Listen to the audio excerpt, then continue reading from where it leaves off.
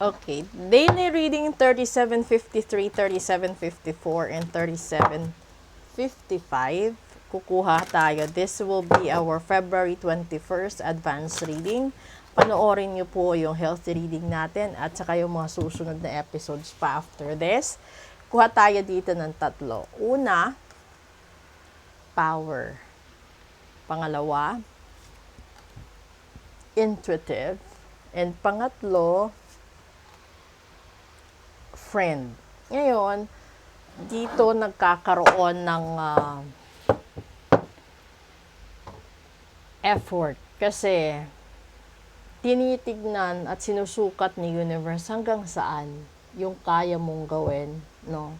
Kaya mong tiisin, yung kaya mong isugal para sa sarili mo, sa taong mahal mo, sa taong kaibigan mo, at sa tao sa paligid mo. Kasi may mga tao na kahit gaano katapang, gaano katibay, gaano kalakas, kapag ang problema ay nagsabay-sabay, darating ito sa punto na magkakaroon siya ng kalungkutan, magkakaroon siya ng depression, anxiety, na hindi alam ng ibang tao. Kasi may mga tao din na sinasarili nila yung problema na hindi alam ng iba, hindi nila nilalabas or hindi nila kinikwento. So, dito, nasa gitna kasi yung intuition. Kapag nasa gitna yung intuition, ibig sabihin, may mga taong nakikialam sa natural na nangyayari sa buhay mo. So, yung di ba minsan sasabihin natin, hindi nakapanipaniwala yung pinagdadaanan mong pasakit sa relasyon, hindi nakapanipaniwala yung pinagdadaanan mong up and down sa finances, yung pagkakaroon ng sakit na parang gagaling ka ng ilang linggo, ilang buwan, babalik na naman yung sakit. Pag ganun kasi, ibig sabihin may nakikialam. Alam niyo po ba na may mga tao na gusto kayong ipabarang, ipakulam, ipasumpa, ipagayuma, pero hindi nila kaya magbayad ng buo. Kaya kung kailan lang sila nagbabayad, tsaka lang kayo nagkakaroon ng problema. Kung kailan lang sila may pangdagdag na bayad doon, kaya lang kayo nagkakasakit, minamalas, no?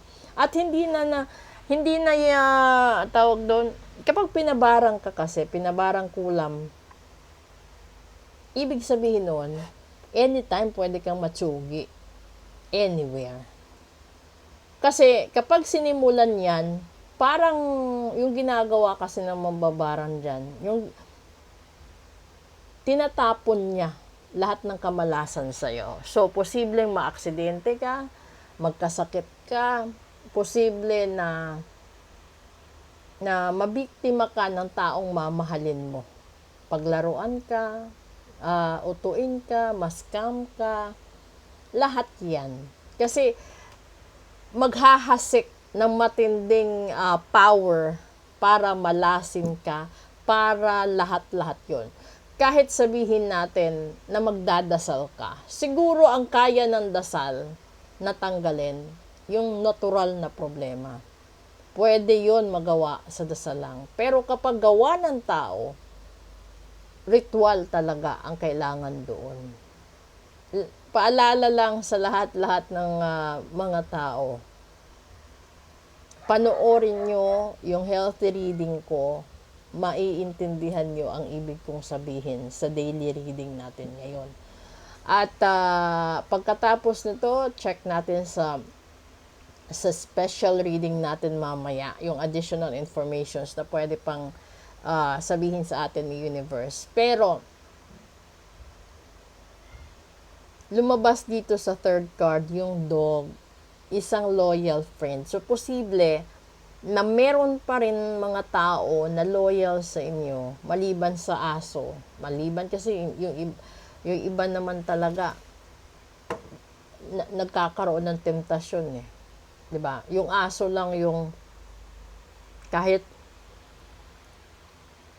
hindi ka mayaman, kahit hindi maganda higaan niya, basta kasama ka lang niya, ganun ang aso. Hindi naman siya namimili ng branded na pagkain. Basta ang mahalaga kasama ka. Ito yung tipo ng alaga na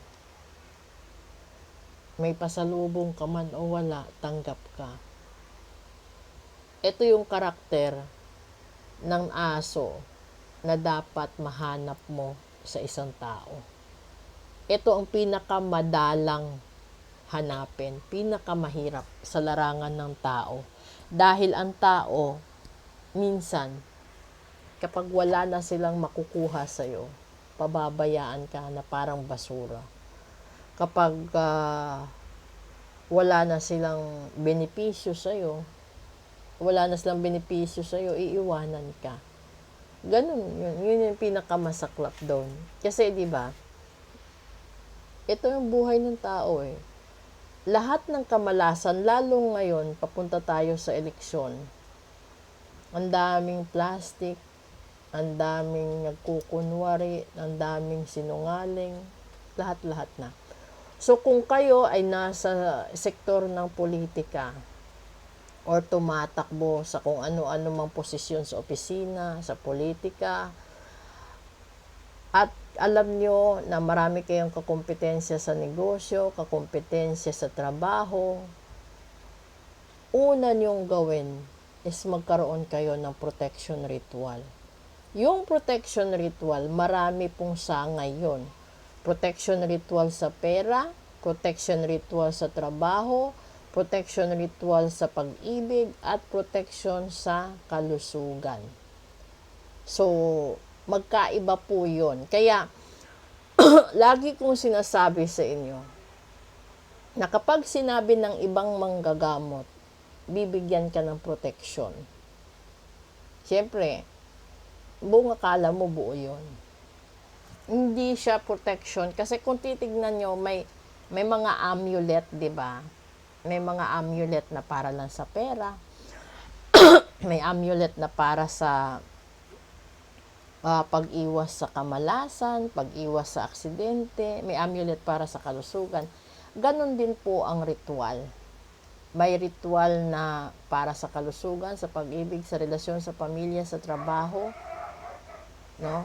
Lahat-lahat, marami po yan. Kaya huwag kayong magtaka. Uulitin ko, kung gusto mo magkaroon ng natural na buhay na walang nakikialam, iparitual mo ang sarili mo habang may panahon ka pa.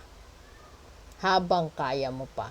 Dahil si karma hindi naghihintay, no? Ang barang hindi rin naghihintay. Yung barang parang granada.